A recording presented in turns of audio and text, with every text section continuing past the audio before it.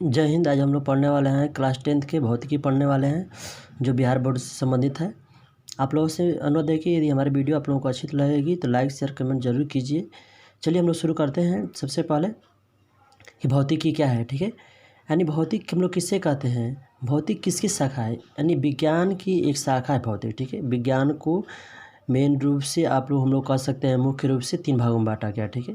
पहला भौतिक विज्ञान, जीव विज्ञान, उसके बाद रसायन विज्ञान। ये 3 पार्ट्स होते हैं। तीनों को जो है कि हम लोग बहुत अच्छे तरीक़ों से पूरा डिटेल से पढ़ेंगे इसमें क्या क्या होता है, ठीक है। सबसे पहले हम इसको पढ़ने से पहले हम लोग पढ़ लेंगे परिभाषा, इसे पढ़ लेंगे भौतिक विज्ञान किससे कहते हैं। यानी यहाँ पर लिखा गया है आपका कि भौतिक विज्ञान, देखिए भौतिक विज्ञान विज्ञान की वह शाखा है, ठीक, जो प्रकृति में घटने वाली भिन्न भिन्न घटनाओं का अध्ययन किया जाता है, उसे क्या कहेंगे, भौतिक विज्ञान। कहने मतलब है कि भौतिक विज्ञान विज्ञान की वह शाखा है जो प्रकृति में घटने वाली भिन्न भिन्न घटनाओं का अध्ययन किया जाता है, उसे भौतिक विज्ञान कहते हैं। यानी प्रकृति में जो विभिन्न प्रकार की घटनाएं जो है कि घटती है, उसे क्या कहते हैं, भौतिक विज्ञान कहते हैं। या ये भी बोल सकते हैं सिंपल रूप से हम लोग जिसके बारे में प्रकाशीय बारे में अध्ययन करते हैं, प्रकाश में होने वाली घटनाओं में या प्रकृति में होने वाली घटनाओं के बारे में अध्ययन करते हैं, वही सब क्या कहलाएगी, भौतिक विज्ञान, ठीक। और एक नोट आप लोग याद रखना है कि भौतिक विज्ञान का पिता किसको कहता है, न्यूटन कहता है, ठीक है। भौतिक विज्ञान में आपको क्लास 10th में पढ़ना है, कुछ विषय सूची है आपको दिया गया है, इसमें कुछ कंटेंट्स हैं, पाठ है कि कुल मिला के आप लोगों को 5 को पाठ पढ़ना है, ठीक है। पहला पढ़ना है आप लोगों को, क्या पढ़ना है, देखिए पहला में कि प्रकाश पढ़ना है। प्रकाश में 2 कंडीशन पढ़ना है, ठीक है। एक प्रकाश का परावर्तन पढ़ना है, एक प्रकाश का अपवर्तन पढ़ना है, जिसे हम लोग बोलते हैं लाइट बोलते हैं, ठीक है। लाइट ऑफ रिफ्लेक्शन बोलेंगे या लाइट ऑफ रिफ्रैक्शन बोलेंगे, ठीक है ना। परावर्तन को बोलेंगे रिफ्लेक्शन बोलेंगे, अपवर्तन को बोलेंगे रिफ्रैक्शन बोलेंगे, याद रखिए आप लोग। और दूसरा पाठ हम लोग को पढ़ना है मानव नेत्र तथा रंग बिरंगा संसार, यानी human eye an colourful world. मनुष्य की आँख के बारे में हम लोग को पूरा डिटेल से पढ़ना है इसमें कि आँख किस प्रकार से कार्य करता है, आँख में कौन कौन से पार्ट होते हैं, ठीक है। और उसके बाद जो है कि आप लोगों को पढ़ना है 3 पार्ट पढ़ना है। तो 3 पार्ट आपका विद्युत है, जिससे लाइन से संबंधित है, ठीक है। हम लोग जिससे लाइन बोलते हैं, करंट बोलते हैं, इलेक्ट्रिसिटी बोलते हैं इंग्लिश में, ठीक है। उसके बाद नेक्स्ट पार्ट है आप लोगों को 4 पार्ट पढ़ना है विद्युत धारा के चुंबकीय प्रभाव, जिसे बोलते हैं इंग्लिश में magnetic effect of electric current, ठीक है। यानी विद्युत धारा के चुंबकीय प्रभाव, विद्युत धारा किस प्रकार से प्रभावित होती है, इसके बारे में पढ़ना है। और 5वां पढ़ना है आप लोगों को ऊर्जा के स्रोत, यानी सोर्सेस ऑफ एनर्जी। इन सारे को हम लोग डिटेल से पढ़ेंगे, बहुत सारे जो है कि ये तरीक़ों से पढ़ेंगे, एकदम अच्छे तरीक़ों से पढ़ेंगे, कुछ आप लोगों को दिक्कत नहीं होने वाला है, ठीक है। इसीलिए जो है कि आप लोग इसमें बार बार अनुरोध करता हूँ कि हमारे वीडियो को आप लोग लाइक शेयर कमेंट करते रहिए और बताइए हमारा वीडियो कैसा लग रहा है आप लोग के लिए। मैं बहुत आप लोगों से कर रहा हूँ कि ऐसा आप लोग जो है कि यूट्यूब पर खोज जाइएगा, खोज लीजिए कहीं भी आप लोग, ऐसा आप लोगों को मिलने वाला नहीं है डिटेल से। जैसे अब मैं अपने कोचिंग में बच्चों को पढ़ाता हूँ, उसी लेवल से आप लोगों को एकदम अच्छे तरीक़ों से सारे क्वेश्चनों को, जितने आपको को फार्मूला बनेगा और उसके बाद प्रॉब्लम बनेंगे, सवाल बना जाएगा, सवाल कैसे बनाते हैं हम लोग, सारे सवाल को मैं आप लोग चैप्टर वाइज कराऊँगा, ठीक है। कि एग्ज़ाम में हमारा जो है कि नोट्स का 100% आप लोगों से लड़ेगा। कुछ भी एक क्वेश्चन नहीं रहेगा कि जो बाहर से क्वेश्चन पूछा जाएगा। मैं आप लोगों को हमेशा जो है कि आप लोगों को गाइडेंस देता हूँ। चलिए इसके बाद हम लोग देखते हैं पहला पाठ हम लोग स्टार्ट करते हैं। प्रकाश, यानी हम लोग पढ़ेंगे प्रकाश का परावर्तन, उसके बाद पढ़ेंगे प्रकाश का अपवर्तन पढ़ेंगे इसमें, ठीक है। चलिए देखते हैं हम लोग प्रकाश का परावर्तन, ठीक है। सबसे पहले आता है आप लोग पढ़ना है, इसमें प्रकाश पढ़ना है कि प्रकाश क्या होता है, ठीक है। समझ लीजिए आप लोगों को प्रकाश कैसे कहते हैं। इसे हम लोग इंग्लिश बोलते हैं लाइट बोलते हैं, ठीक है। इसको हम लोग सिंपल से कह सकते हैं कि प्रकाश वह भौतिक कारक है, या प्रकाश ये भी बोलेंगे प्रकाश वह बाह्य भौतिक कारक है जिसके द्वारा हम लोग किसी वस्तु को देखने की अनुभूति प्राप्त होती है हमें। यानी प्रकाश वह बाह्य भौतिक कारक है जिससे हमें किसी वस्तु को देखने की अनुभूति प्राप्त होती है, उसे क्या कहेंगे, प्रकाश। यानी ये भी बोल सकते हैं कि जिसके माध्यम से हम किसी वस्तु को आसानी से देख सकते हैं, उसे क्या कहेंगे, प्रकाश कहेंगे। सिंपल सी बात, ठीक। तो हम लोग लिख सकते हैं कि प्रकाश वह बाह्य, मतलब बाहर, वह बाह्य भौतिक बाह्य भौतिक कारक है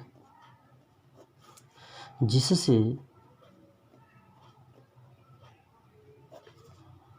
हमें किसी वस्तु को देखने की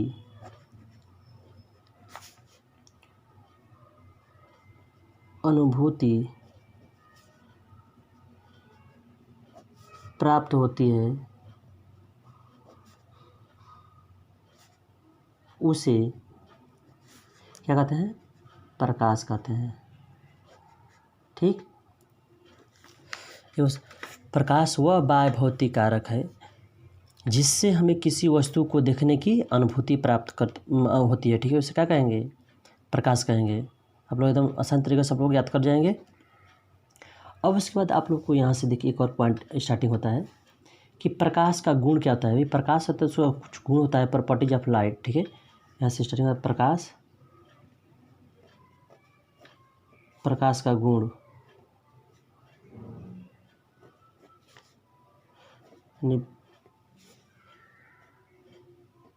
प्रॉपर्टीज ऑफ लाइट।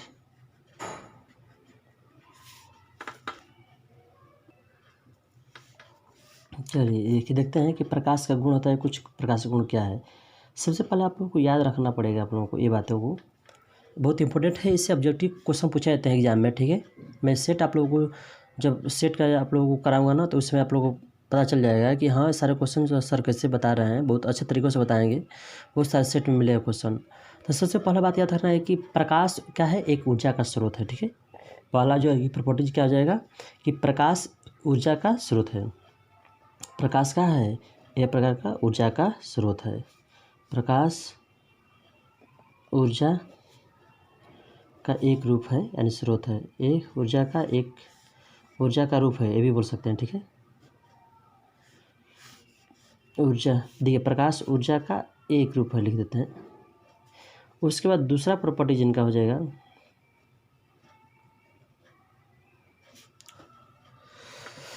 कि प्रकाश हमेशा जो है कि किस रेखा में चलती है? सीधी रेखा में। ठीक है, याद रखना है कि प्रकाश हमेशा सीधी रेखा में गमन करती है। सीधी रेखा में गमन करती है।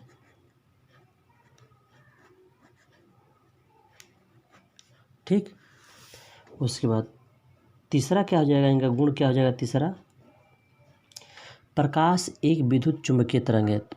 आया था व्यक्ति में कि प्रकाश कैसी तरंग है? एक विद्युत चुम्बकीय तरंग है, आप लोग याद रखना। ठीक है, तो तीसरा गुण हो जाएगा प्रकाश एक विद्युत चुम्बकीय तरंग है। ठीक, चौथा याद रखना आप लोगों को कि प्रकाश का वेग हवा या निर्वात में सबसे अधिक होता है। प्रकाश का वेग हवा या निर्वात में सबसे अधिक होता है। ठीक है, याद रखना है आप लोगों को। मैं आप लोगों से बार बार कर रहा हूँ कि आप लोग ऐसी जो है कि यूट्यूब पर खोजिए। यदि जो है कि हमारा जैसा जो है कि वीडियो आप लोग को मिल जाएगा, इतना डिटेल में लिखा हुआ मिल जाएगा, कोई भी टीचर अगर लिख देगा इतना डिटेल में यूट्यूब पर, तो हमसे जो कहिएगा मैं वो हार जाऊँगा। आप लोग हमको दिखाइए कि कौन टीचर इतना अच्छा से पढ़ाता है। ठीक है, इसलिए मैं आप लोगों को कहता हूँ कि हमारे जो है कि वीडियो को आप लोग हमारे साथ बने रहिए, हमारे साथ देखिए, अपने दोस्तों को शेयर कीजिए कि एकदम बहुत झकास आप लोग को एकदम बताएंगे कि एक भी पॉइंट्स नहीं छोड़ेंगे। जितने सारे पॉइंट्स होते हैं आप लोग कोचिंग में पैसा देकर पढ़ते हैं, मैं आप लोगों को नहीं बता रहा हूँ कि इस बात को आप लोगों से कह रहा हूँ कि आप लोग बहुत अच्छे तरीक़ों से पढ़िए, हमारे साथ जुड़े रहिए। एक भी आप लोगों को कॉन्सेप्ट मैं नहीं छोड़ने वाला हूँ। ठीक है, और उसके बाद देखिए 5 नंबर याद रखना है आप लोगों को। कि हवा या निर्वात में प्रकाश का चाल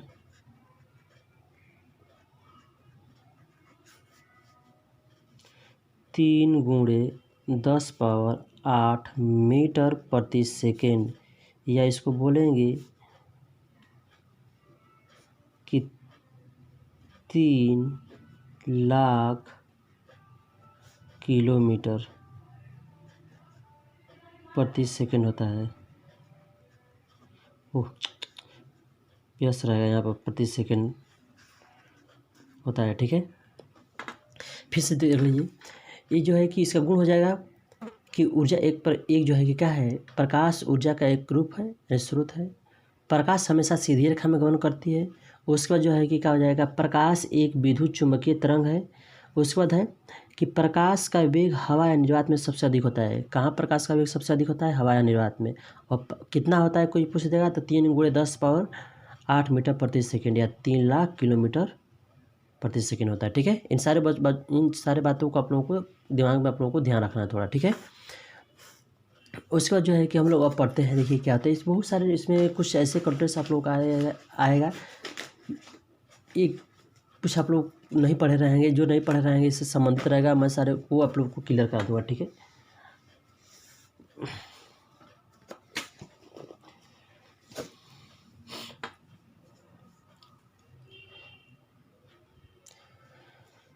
चलिए हम लोग देखते हैं थोड़ा अदीप्त देखते हैं कि दीप्त किसे कहते हैं या अदीप्त किसे कहेंगे। ठीक है, दीप्त पिंड, दीप्त पिंड या दीप्त वस्तुएं, इससे बोलते हैं हम लोग लूमिनियस बोलते हैं, लूमिनियस, लूमिनियस। यानी इसमें होता है कि वैसे पिंड यानी वैसे वस्तु जो स्वयं प्रकाश उत्सर्जित करते हैं, यानी वैसे वस्तु जिससे स्वयं प्रकाश निकलता है उसे क्या कहेंगे? दीप्त कहेंगे। ठीक है, आप लोग याद, या उसको बोलते हैं प्रदीप्त। तो वैसी वस्तुएं जो स्वयं प्रकाश उत्सर्जित करती है उसे दीप्त पिंड या प्रदीप्त पिंड कहते हैं। ठीक है, यानी वैसी वस्तुएं जो स्वयं प्रकाश उत्सर्जित करती है उसे क्या कहते हैं? दीप्त पिंड या प्रदीप्त पिंड कहते हैं। और जैसे हम लोग एग्जाम्पल में ले लेते हैं, सूर्य, दीपक, लैंप, बल्ब, तारे,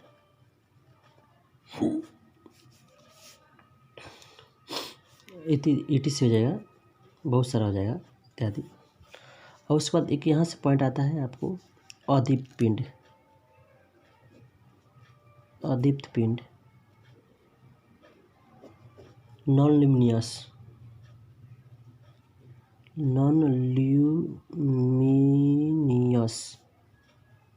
ल्यूमिनियस, इसको बोलेंगे वैसी वस्तुएं जो स्वयं प्रकाश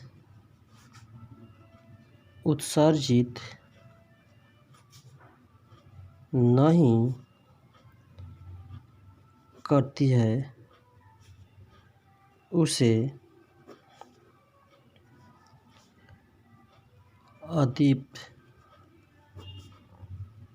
अदीप्त पिंड कहते हैं।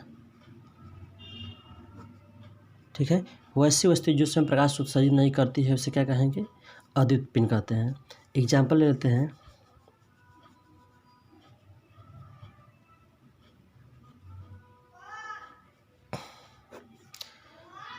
चंद्रमा, लोहा, लकड़ी, किताब,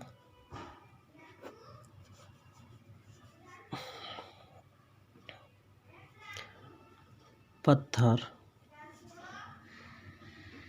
इत्यादि। आप लोग ये बात ध्यान रखना है, चंद्रमा जो है कि क्यों नहीं है प्रकाश उत्सर्जित करता है, ये चंद्रमा को अद्वितीय पिंड क्यों कहा जाता है, क्योंकि चंद्रमा दूसरे पर पड़ने वाले प्रकाश उस पर पड़ते हैं। सूर्य का प्रकाश उस पर जब पड़ता है वही तब परावर्तित करता है, ठीक है। चंद्रमा का अपना प्रकाश नहीं होता है, इसलिए याद रखिए चंद्रमा एक क्या है, अद्वितीय पिंड है, ठीक है, जिसका स्वयं प्रकाश नहीं होता है चंद्रमा का। आई होप, मैं आशा करता हूँ कि हमारा वीडियो आप लोगों को अच्छे तरीके से समझ में आ गया होगा, और उसके बाद मैं नेक्स्ट जो है क्लास में नेक्स्ट वीडियो लेकर आऊँगा, जो इसका पार्ट 2 होगा, पार्ट 3 ऐसे का बहुत सारा पार्ट होगा। आप लोग हमारे वीडियो के साथ बने रहेंगे। मैं मिलता हूँ आप लोगों को नेक्स्ट वीडियो में। जय हिंद, जय भारत।